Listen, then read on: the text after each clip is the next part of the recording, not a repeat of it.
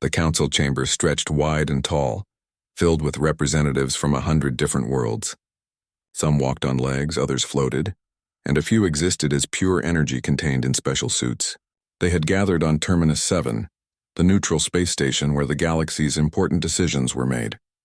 Today the air felt heavy with tension. Ambassador Jinho sat quietly in the human section. His dark eyes watched the insectoid creature standing at the center podium. High Commander Thexral clicked his mandibles together, a sound that echoed through the chamber. His chitinous armor gleamed under the lights, and his forearms gestured dramatically as he spoke. "The Krell Dominion has been patient," Thexral announced, his voice carrying the buzzing undertone of his species. "We have given the humans time to consider our generous offer. 3 worlds, just 3 small colonies. In exchange, peace continues. They have 5 standard days to accept." Murmurs rippled through the chamber. Most species present had faced similar demands from the Krell over the past decades.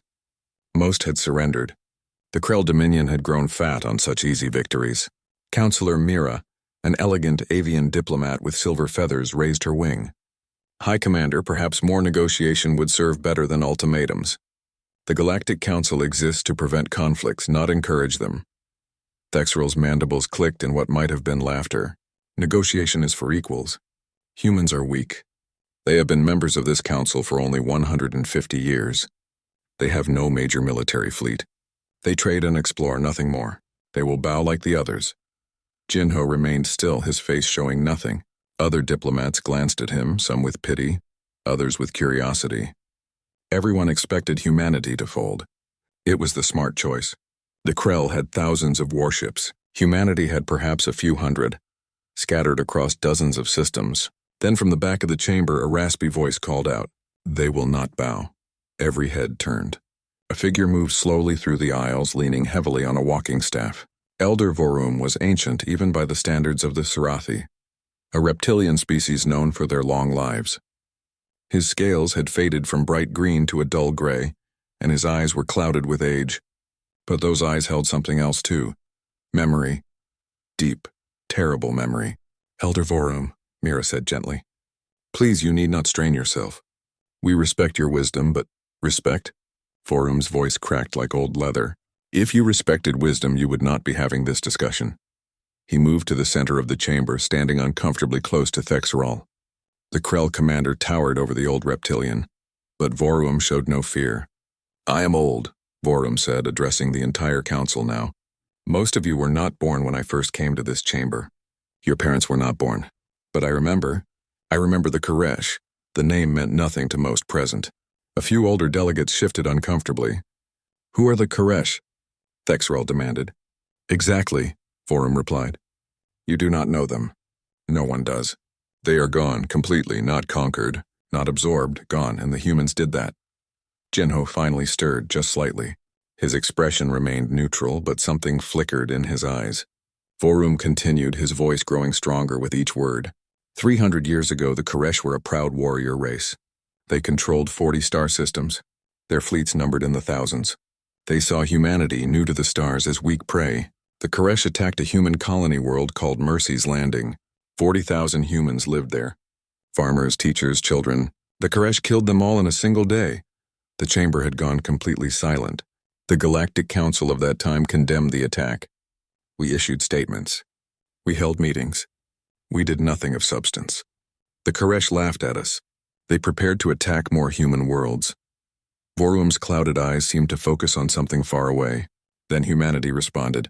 "One war," Thexral scoffed. "Every species fights wars." "This was not a war," Vorum said quietly. "Wars end. Wars have treaties. Wars leave survivors who remember. Humanity did not declare war on the Koresh. They simply began erasing them." The old Srathi moved to a console and pulled up ancient records. Images appeared in the air above the council chamber. Worlds burning, fleets destroyed, cities crumbling. Humanity spent 50 years hunting the Koresh. Not fighting them, hunting them. Every world they held, humanity took. Every fleet they built, humanity destroyed. Every colony they tried to hide, humanity found. The Koresh begged for peace after 10 years. Humanity did not respond. They begged again after 20 years. Humanity did not respond. After 40 years, only the Koresh homeworld remained. 2 billion Koresh lived there, mostly civilians. Varum's voice dropped to barely a whisper. Humanity gave them 1 week to evacuate, to leave their homeworld forever. Some fled. Many stayed, believing their defenses would hold. They did not. Humanity cracked that world like an egg.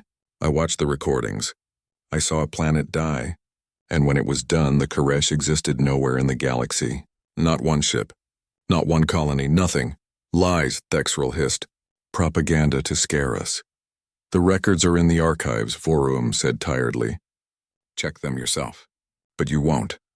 You think humanity is weak because they smile and trade, because they build instead of conquer. You mistake patience for weakness. He turned to look at Thexrel directly. The Koresh made the same mistake. Jinho stood then, his movements calm and deliberate. He walked to the center of the chamber, nodding respectfully to Vorum as he passed. When he spoke, his voice was quiet but clear. The Elder speaks truth. We do not discuss this history because we take no pride in it. 40,000 of our people died. We responded. The Koresh ceased to exist. This is fact, not threat. He looked at Thexrel. High Commander, I formally request that you withdraw your ultimatum. Remove your fleets from our borders. We can resolve this through actual negotiation. And if we refuse? Thexrel's mandibles clicked aggressively. Jinho's expression did not change. Then you will learn what the Koresh learned. Humanity does not start fights, but we finish them always completely. This is a threat, Thexrel shouted. No, Jinho said simply. It is a warning. The last one you will receive. Thexrel's compound eyes glittered with anger. The Krell Dominion fears no one. Certainly not a species of weaklings who hide behind old stories. You have 5 days. Surrender the 3 worlds or we will take them, and then we will take more. Jinho bowed slightly to the council. Then I have nothing more to say here. I will inform my government of your decision. He turned and walked toward the exit. Ambassador, Mira called out. Please, surely we can find another way. Jinho paused at the doorway. Without turning back, he said, You could have found another way. The Elder showed you the path. None of you chose to walk it. What happens next is your burden to bear, not ours. He left. The chamber erupted in arguments and debates. Species took sides. Some urged caution. Others supported the Krell. A few, the very old ones, sat in silence with expressions of deep worry. Elder Vorum remained in the center of the chamber, leaning on his staff. He watched them all argue and shout and slowly shook his head. Fools, he whispered to himself. I warned them. I told them everything. And still they do not listen. Still they do not believe. He looked up at the records still floating in the air, images of dead worlds from centuries past. The humans will do it again. They have no choice now, and once again the galaxy will learn why you do not wake the patient predator. Nobody heard him. They were all too busy arguing. 5 days, Vorum thought. In 5 days everything would change, and none of them were ready for it. The alarm screamed through the corridors of New Busan Colony. Captain Minji ran toward the bridge of her ship, the Morning Star, pulling on her uniform jacket as she moved. All around her, the civilian defense station erupted into chaos. People rushed in every direction, some toward evacuation shuttles, others toward their posts. Report, Minji shouted as she burst onto the bridge. Her tactical officer, a young man named Junho, looked up from his console with wide eyes. 30 Krell warships just dropped out of hyperspace at the system's edge. They're broadcasting a message. The colony has 1 hour to surrender or they start bombardment. Minji felt ice in her stomach. The Morning Star was a patrol vessel, meant to handle pirates and smugglers. Against 30 military warships, it would last minutes at best. Get me Governor Doyen on Hansung Prime and Haven's Rest. We need to know if they're being hit too. The communications officer worked frantically. Captain, both colonies report the same thing. Krell fleets appeared at their systems too. Same ultimatum. 1 hour. It was coordinated. Perfectly timed. The Krell had planned this. Get every civilian ship off the planet, Minji ordered. Cargo haulers, personal yachts, anything that can fly. Start the evacuation. Women and children first, then everyone else. Captain, where will they go? Hunyo asked. Anywhere but here, Minji said quietly. She looked at her crew, seeing the fear in their faces. I need volunteers to stay with me. The Morning Star is going to buy time for those evacuation ships. Anyone who wants to leave now, I understand. No shame in it. Nobody moved toward the exit. All right then, Minji said, her voice steadier now. Let's give these bugs a fight they won't forget. On Hanzhong Prime, Governor Doyun stood in his office watching the crowds of people streaming toward the spaceports. He had issued the evacuation order immediately, but there were 4 million people on his world. Even with every ship working at capacity, they could maybe save half before the Krell arrived. His aide, a woman named Sora, entered the office. Governor, the defense militia is ready. They're taking positions around the capital. Tell them to fall back, Doyen said. Focus on protecting the spaceports. Let people get away. Sir, if we don't defend the cities are already lost, Sora. Doyen turned from the window. His face looked older than it had that morning. We can't stop 30 warships, maybe not even one, but we can save lives. That's all that matters now. Sora nodded, tears in her eyes. What about you, sir? I'll stay. Someone needs to document what happens here. The galaxy needs to see this. He activated his personal recorder, the small device that would broadcast everything to human networks. Maybe it will matter. Maybe it won't. But they'll see. At Haven's Rest, Lieutenant Hyon gathered his unit in the barracks. 20 soldiers, most of them young, looked at him with expressions mixing determination and terror. Haven's Rest was the smallest of the 3 colonies, home to only 50,000 people. It had no orbital defenses at all.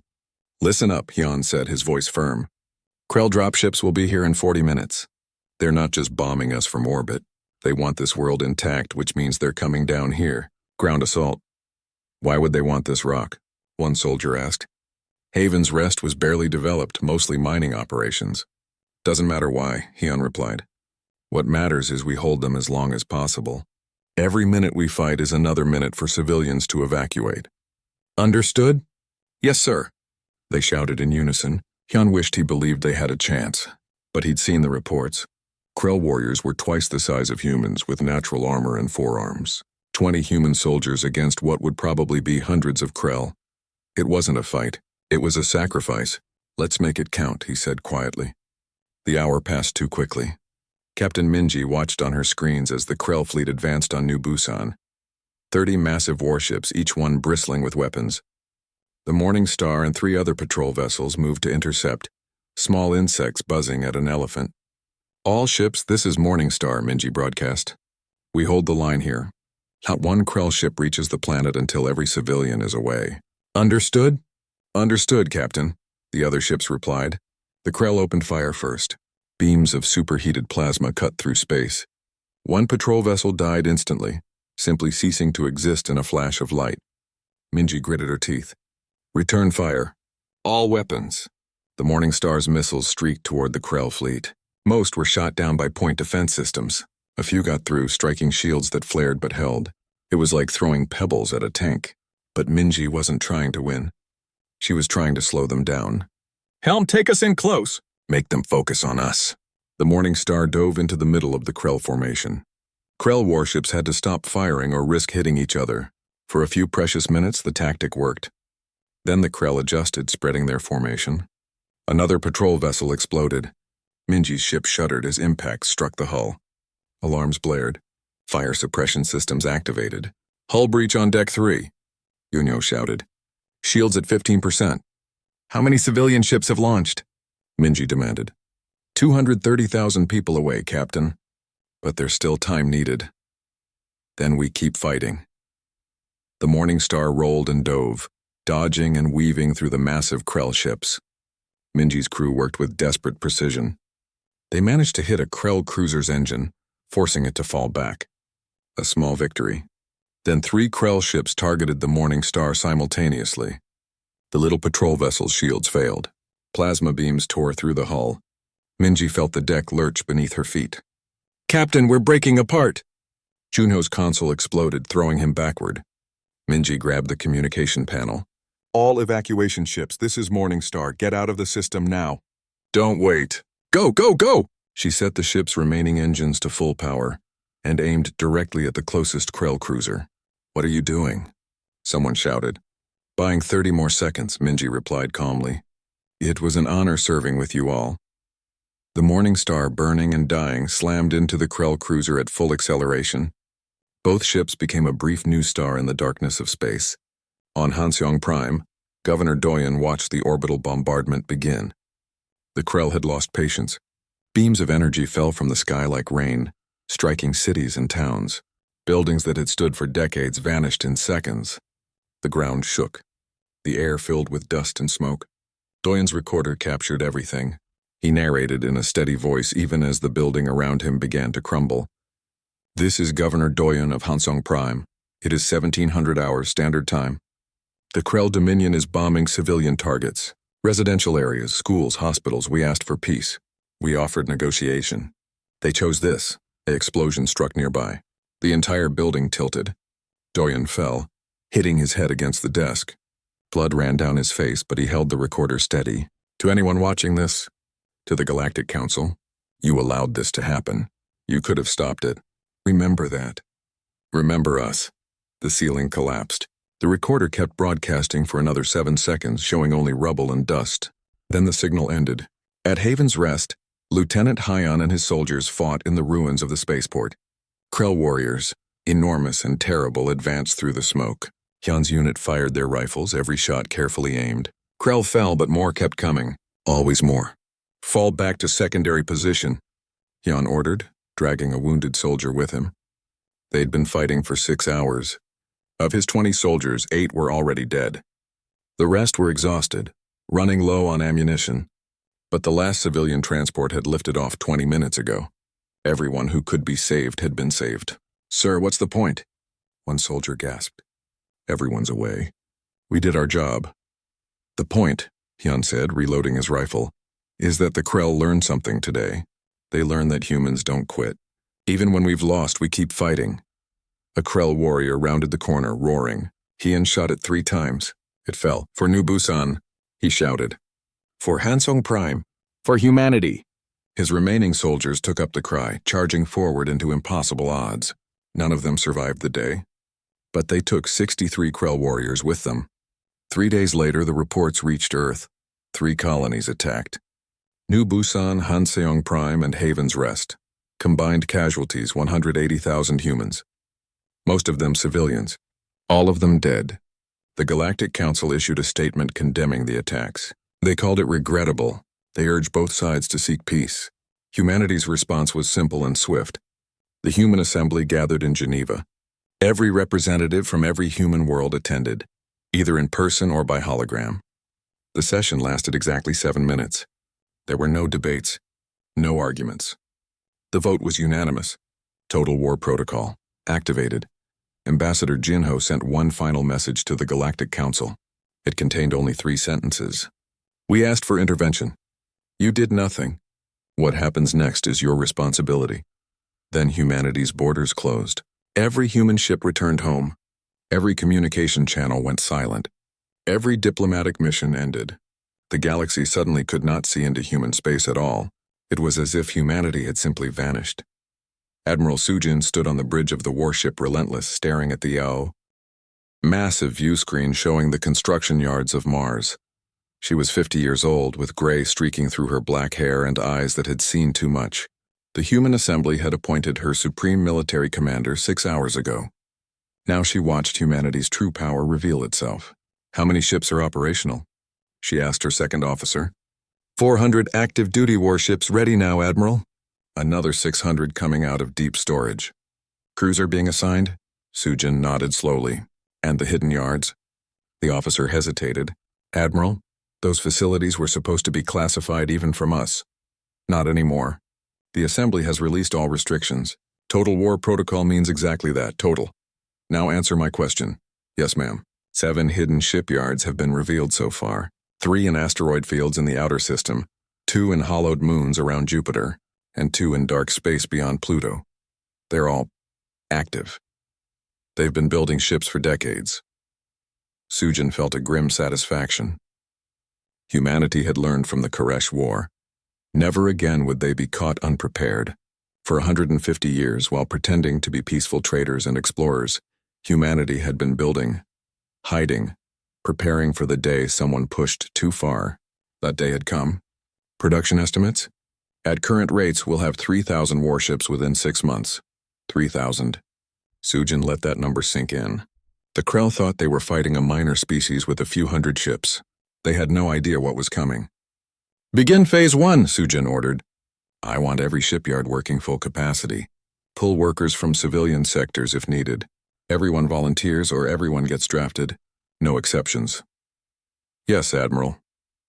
Sujin turned to another console where the face of a scientist appeared. Dr. Kyung looked tired, his eyes red from lack of sleep. But there was an intensity in his expression that bordered on manic. "Doctor, show me what you have," Sujin said. Kyung smiled, and it was not a pleasant smile. "Admiral, do you remember the weapons treaties we signed with the Galactic Council? The ones banning certain types of weapons? I remember. We're no longer members of the Council. Those treaties don't apply to us anymore." Kyung pulled up schematics on the screen. "I've been working on these designs for 20 years, waiting for permission to build them. Now I have it." Sujin studied the designs. Her expression didn't change, but inside she felt something cold settle in her chest. "These violate every standard of warfare." "Yes, ma'am, they do." "How soon can you produce them?" "First batch ready in 3 months." "Make it 2. Kyung's smile widened. "Yes, Admiral."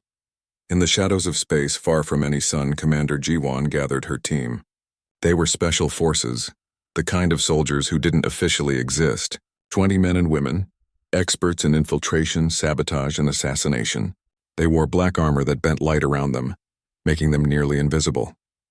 "Our targets are Krell supply lines and infrastructure," Jiwon explained, pointing to a holographic map. "High Command wants the Krell confused and blind before the main fleet arrives. That means we take out their communication networks, supply depots, and leadership. Are we taking prisoners?" one soldier asked. Jiwon's face was stone. "No. The Krell took no prisoners at New Busan. They showed no mercy at Hansung Prime. They killed civilians at Haven's Rest. We return the favor." "Understood." "Understood, Commander." "Good, we leave in 1 hour. First target is a Krell supply station near their border. It's defended by 200 Krell soldiers." She paused. "In 3 days it won't exist." The soldiers checked their weapons in silence. This was not a mission of glory or honor. This was the dark work, the necessary evil. They would do it without complaint. Reporter Hana of the Vexian News Network watched from a neutral station near human space. Her species, the Vexians, had always prided themselves on being observers, documentarians of galactic events. She had covered wars before, but never one like this. "This is Hana, reporting from Station Eclipse. It has been 2 months since humanity closed its borders. We've had no communication from any human world in that time. But we can see activity, massive activity." Her camera drone captured images of human ships moving in the distance, hundreds of them, in formations that suggested military purpose. Ships continue to emerge from human space in numbers we didn't know they possessed. Intelligence estimates suggest humanity has mobilized at least 1,000 warships, with more appearing every day. The question everyone is asking, where were these ships before? How did humanity hide this kind of military power? She paused, listening to information coming through her earpiece. "I'm receiving reports of Krell installations going dark across their territory. 3 supply depots have stopped broadcasting in the past week. A communication relay station exploded yesterday, cause unknown. High Commander Thexrel has blamed technical failures, but sources suggest something else. Sabotage. The Krell are starting to see shadows where there should be none." 4 months passed. The galaxy watched and waited. The Galactic Council held emergency sessions every week, trying to broker peace. They sent messages to human space. All went unanswered. They sent ships to make contact. Those ships were turned back at the border by silent human patrol vessels that simply appeared, aimed weapons, and waited for the intruders to leave. High Commander Thexrel tried to appear confident in public broadcasts. "The Krell Dominion is prepared for any human aggression. We have 10,000 warships ready for battle. If humanity wants war, we will crush them as we crush their colonies." But in private, he was worried. His military advisors brought him troubling reports. "High Commander, we've lost 17 supply depots in the past 3 months. All destroyed, no survivors. We never see the attackers." "Send more guards," Thexrel ordered. "We did, sir." "It doesn't matter. Last week, we sent 500 soldiers to guard a depot. Next day, the entire facility was gone, just gone. Crater in the ground. All 500 Krell dead. No evidence of who did it or how." Thexrel's mandibles clicked nervously. "What about the communication networks?" failing across multiple sectors. Someone is systematically destroying our relay stations. We repair them, they get destroyed again. It's like fighting ghosts. Ghosts don't exist. No, sir. But human special forces do. Elder Vorum sat in his chambers reading reports and remembering. The patterns were identical to what had happened to the Koresh. First the silence, then the sabotage, then the fleet. He had tried to warn them. Nobody had listened. He received a visitor. Counselor Mira, the avian diplomat, entered with her feathers drooped in distress. "Elder, you must help us," she pleaded. "The Council needs to stop this war before it truly begins. Can you contact the humans? They might listen to you." Vorum shook his head slowly. "It's too late, child." It was too late the moment the Krell attacked their colonies. Nothing I say will stop what's coming. But surely, do you know what the Koresh tried? Vorum interrupted. After 30 years of fighting humanity, they sent envoys to beg for peace. The humans listened politely, then continued hunting. The Koresh sent their finest diplomats offering complete surrender. The humans didn't even respond. You cannot negotiate with humanity once they decide you are a threat. You can only cease to exist, or you can flee and hope they let you live. Mira's eyes widened in horror. "That's genocide." "Yes," Vorum said simply. "It is. And the Galactic Council allowed it to start. We could have intervened when the Krell made their ultimatum. We could have sanctioned them. We could have sent peacekeepers. We did nothing. Now humanity will do everything." 6 months after New Busan fell, Admiral Sujin stood on the bridge of the Relentless once more. Around her flagship, 3,000 warships formed perfect formations. The hidden yards had exceeded expectations. Every ship was crewed, armed, and ready. Dr. Kyung's weapons filled their holds. Planet crackers that could split worlds, nanoplague torpedoes that could disassemble matter itself, quantum disruptors that made shields useless, weapons that violated every rule of civilized warfare. Humanity didn't care about rules anymore. Commander Jiwan's teams had done their work well. Krell supply lines were chaos. Their communication networks were barely functional. 3 Krell generals had died in the night, murdered in their own headquarters by assassins no one could see or catch. Sujin opened a channel to all 3,000 ships. Her face appeared on every screen, and her voice reached every crew member. 6 months ago, the Krell Dominion attacked our people. They killed 180,000 humans. Men, women, children. They bombed our cities. They hunted our soldiers. They showed no mercy. She paused, her voice cold and clear. We will return that lesson. We're not going to conquer the Krell. We're not going to occupy their worlds. We're going to remove them from the galaxy. Completely, utterly. They wanted war. We're going to show them what war really means. 3,000 ships acknowledged with one voice. Yes, Admiral. Set course for Krell space. All ships jump in 60 seconds. The countdown began. Sujin watched it tick down, feeling the weight of what was about to happen. This wasn't about justice or revenge. This was about sending a message to the entire galaxy. A message written in fire and blood. Never again would anyone mistake humanity's patience for weakness. The countdown reached 0. The first Krell military world was called Vexkar. It orbited a red star, home to 5 million Krell soldiers and their families. Massive orbital defense platforms surrounded it like a crown of thorns. Admiral Sujin's fleet emerged from hyperspace at the system's edge and paused, as if considering what lay before them. High Commander Thexral received the news in his war room on Krell Prime. 3,000 human ships at Vexkar. Our defenses there will hold easily. We have 2,000 ships in that sector. His advisor clicked his mandibles nervously. Should we reinforce them, Commander? No, let them come. We'll destroy them at Vexkar and end this war before it truly begins. But the battle didn't go as Thexral expected. Admiral Sujin divided her fleet into precise formations. All ships begin protocol erasure. Target orbital defenses first. Leave nothing functional. The human ships moved forward in perfect synchronization. The Krell fleet rushed to meet them, confident in their numbers and firepower.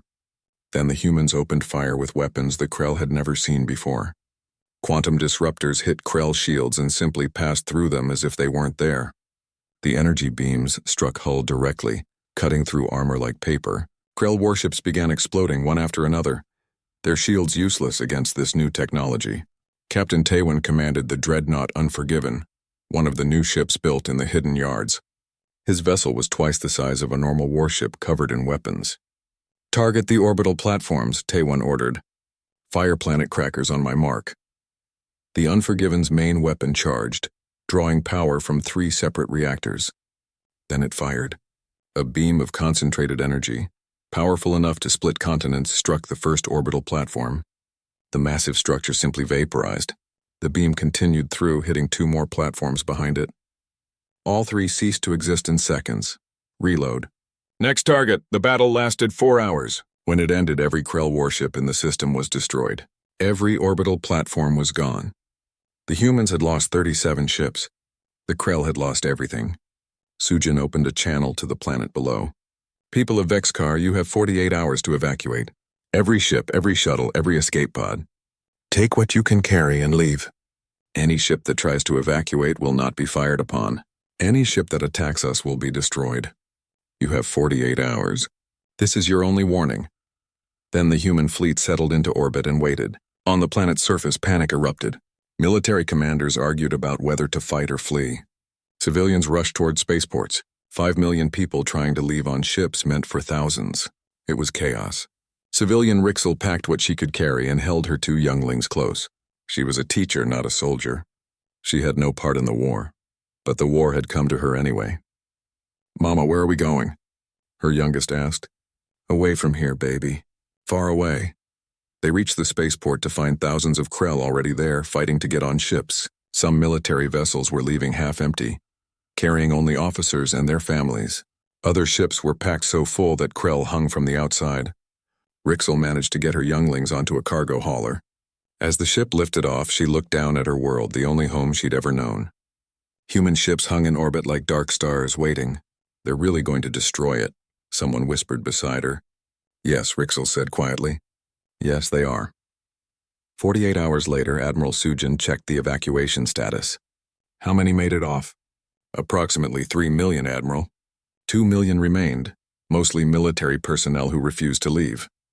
Sujin nodded slowly. She felt no satisfaction in what came next. Only grim necessity. Execute planetary sterilization. Make it clean. The Unforgiven and 5 other dreadnoughts moved into position. Their planet cracker weapons fired simultaneously. 6 beams of impossible energy struck Vexkar's surface at calculated points. The planet's crust cracked like an egg. Magma erupted from the wounds. The atmosphere ignited. Within 3 hours, Vexkar was a dead rock, unable to support life for thousands of years. "One world down," Sujin said. "Move to the next target." The pattern repeated across Krell space. The human fleet would arrive, destroy all military resistance, and give civilians time to evacuate. Those who left lived. Those who stayed died. The humans showed no anger, no rage, no hatred. They were simply methodical, efficient, and absolute. Reporter Hana broadcast from the border, her voice shaking. "I'm receiving footage from Krell refugees. 17 worlds have been attacked by human forces. 14 are completely destroyed. 3 more are under siege. The humans are not occupying these worlds. They're making them uninhabitable. This isn't conquest. This is extermination." She showed recordings sent by survivors. Worlds burning, cities collapsing, entire continents cracking apart, and always the human ships silent and terrible, watching everything burn. The Galactic Council has issued 17 ceasefire demands. Humanity has not responded to any of them. Several neutral species have tried to position themselves as mediators. The humans fly past them without acknowledging their existence. It's as if the galaxy no longer exists for humanity. There is only the mission, only the target. High Commander Thexrel watched his dominion crumble. Every week brought new reports of destroyed worlds. His fleets retreated again and again, unable to match human firepower or tactics. "How?" he demanded of his advisors. "How are they doing this?" "We outnumber them." "Not anymore, Commander. Our fleet strength has been cut in half. The humans lose ships, but fewer than us. Much fewer. Their weapons are superior. Their tactics are perfect. Their coordination is flawless. It's like they've been planning this war for decades." "They have been," a voice said from the doorway.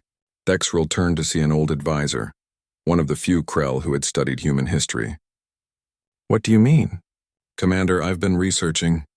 The humans have fought only 2 wars in their recorded history. The first was against themselves centuries ago. They nearly destroyed their own species. The second was against the Koresh 300 years ago.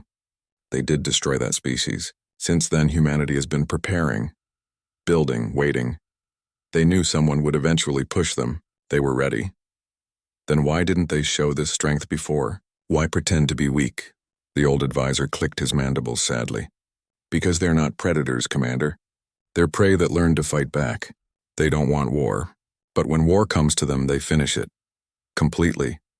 So no one will threaten them again for generations. Thexral felt fear then. Real fear. For the first time in his life. Can we stop them? No, we can only run. Or die. 8 months into the war, Captain Taiwan stood on the bridge of the Unforgiven, looking at a list of destroyed Krell worlds. 17 planets, 3 billion Krell dead. Most of them civilians who refused to evacuate. 4 billion more were refugees scattered across the galaxy. Do you think they've learned the lesson yet? His first officer asked quietly. Taiwan looked at the stars. I don't know, I hope so. Because we still have one more world to visit. Krell Prime. Yes, their homeworld. 8 billion Krell? If we destroy that one? He trailed off, unable to finish the thought. Admiral Sujin gave them every chance, the officer said. Every world we warned them. We gave them time to evacuate. It's more mercy than they showed us. I know. Doesn't make it easier. The human fleet began moving toward Krell Prime, the heart of the Dominion. The final battle was coming. On Station Eclipse, reporter Hana prepared for her broadcast. She looked exhausted, haunted by months of covering the war.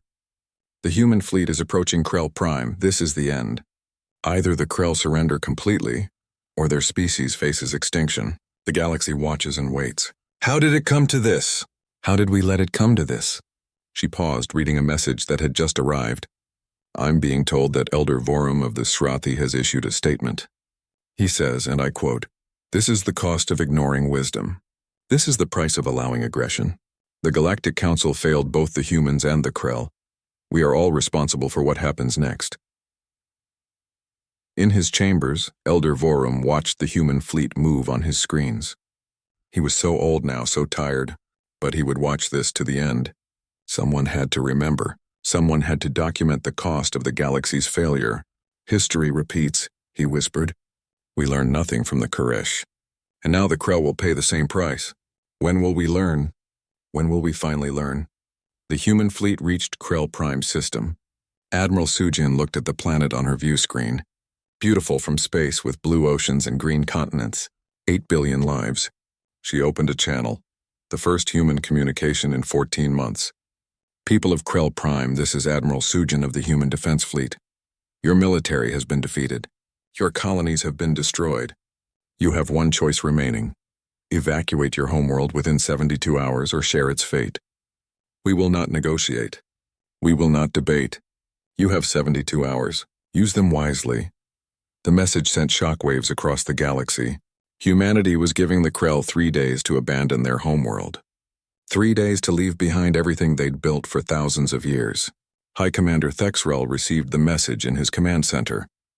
The evacuation of Krell Prime was the largest refugee movement in galactic history. Every ship in Krell space that could still fly descended to the homeworld. Cargo haulers designed for freight carried families instead. Military vessels that once hunted humans now ferried civilians to safety. Personal yachts belonging to wealthy Krell were commandeered by desperate crowds. Civilian Rixel, who had fled Vexkar months ago, watched the news broadcast from a refugee camp on a neutral world. She held her younglings close as the cameras showed chaos on Krell Prime. Millions of Krell flooding spaceports. Ships taking off every minute packed beyond capacity. Some crashed on takeoff, too heavy to fly. Others made it to orbit, only to have life support fail from overcrowding. Mama, will they all get away? Her youngest asked. Rixel didn't answer. She couldn't lie to her child, but neither could she speak the truth she knew in her heart. Not everyone would make it. Not even half. High Commander Thexral stood in his command center, watching the evacuation numbers. After 60 hours, 4 billion Krell had escaped the planet. 4 billion remained, including most of his military command and thousands who simply refused to believe the humans would really do it. Commander, you should leave, his aide urged. The humans gave us 72 hours. We have 12 hours left. No, Thexral said firmly. I started this war. I will see it through to its end. But sir, that's an order. Anyone who wants to leave, go now. But I'm staying. Around him, his command staff exchanged glances. Then, one by one, they returned to their posts. If their commander would stay, so would they. It was a matter of honor, even in defeat. Admiral Sujin watched the evacuation from the Unforgiven's bridge. She saw the ship struggling to lift off, saw the crowd still trying to reach the spaceport, saw the sheer scale of the exodus. "Admiral, we're receiving a transmission from the planet," her communications officer reported. "It's High Commander Thexrel." Sujin considered ignoring it.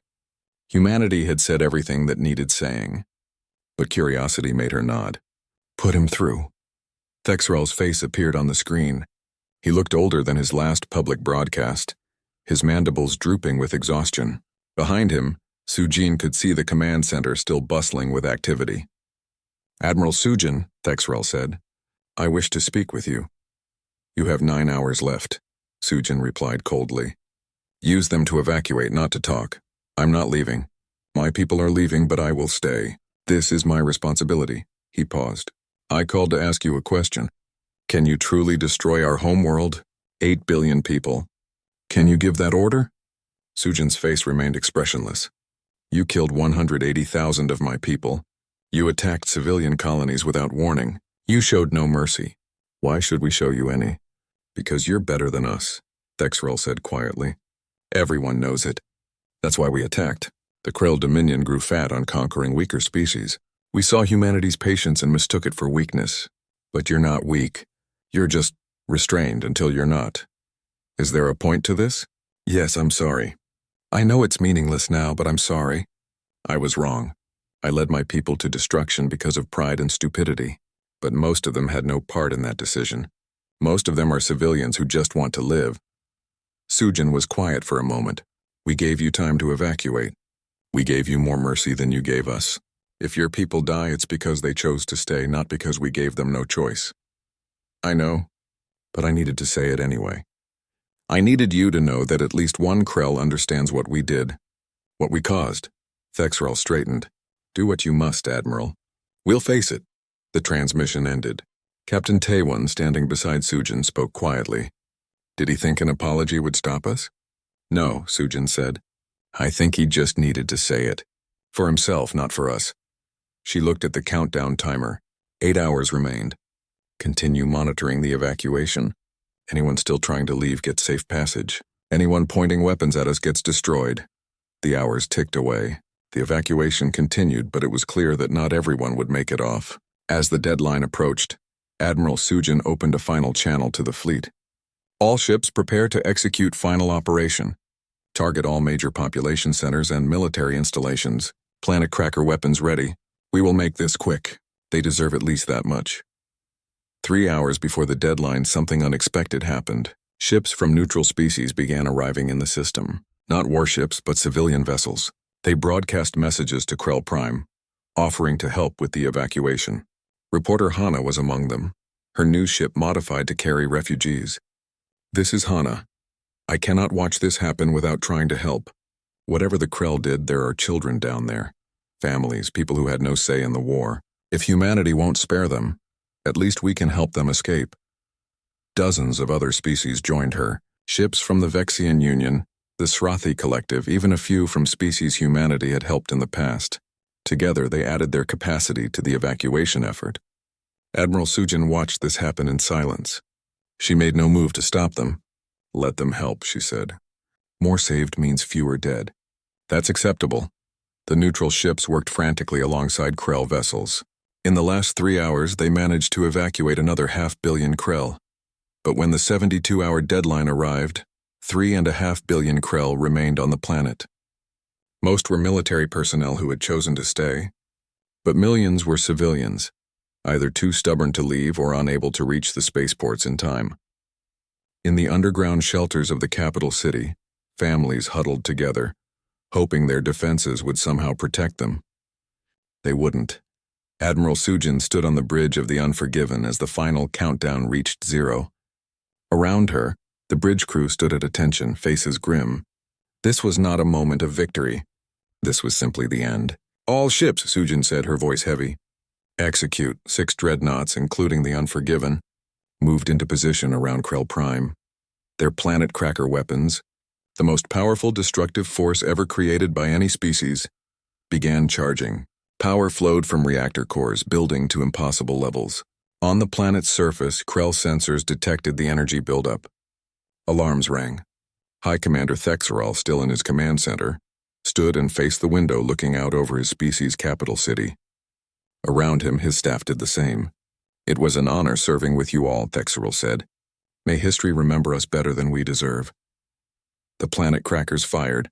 6 beams of concentrated energy, each one capable of splitting continents, struck Krell Prime simultaneously at calculated points. The effect was catastrophic and immediate. The planet's crust shattered. Tectonic plates, held together for billions of years, came apart. Magma from the planet's core erupted through massive fissures. The atmosphere ignited from the heat, creating a brief second sun in the system.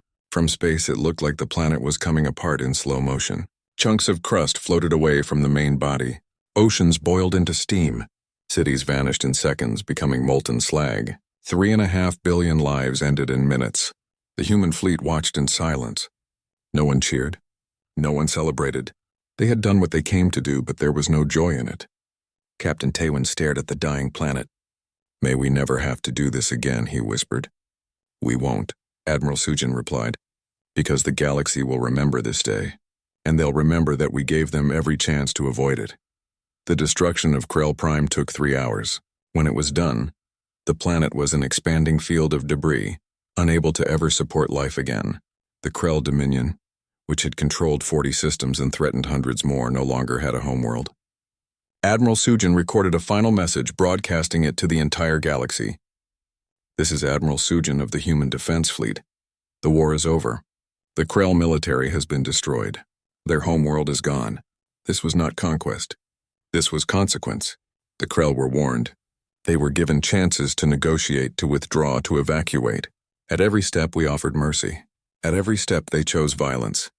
She paused, looking directly at the camera. "Let this be a lesson to every species watching. Humanity does not want war. We avoid it whenever possible. We seek peace, trade, and cooperation.